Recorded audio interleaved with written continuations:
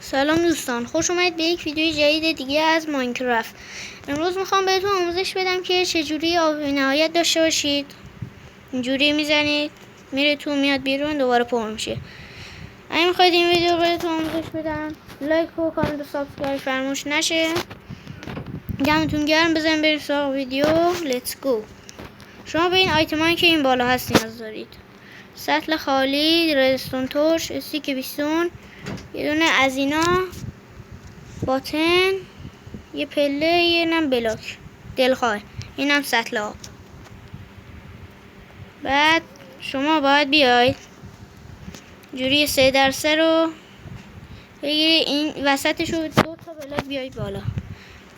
من اینجا یه دونه استیک بیستون، یه نه از این چیزا. بعد اینجا یه دونه پله میذاریم و به پایین باشه اینجوری. بعد اینجا هم دیگه میبندیم.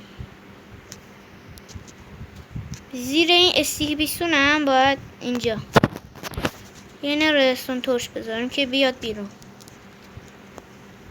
تمام.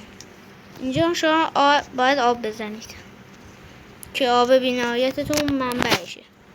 اینجا هم دکمه میذاریم، اینو میزنیم میاد بیرون. اینجوری میتونیم یه عالمه آب بی‌نهایت داشته باشیم.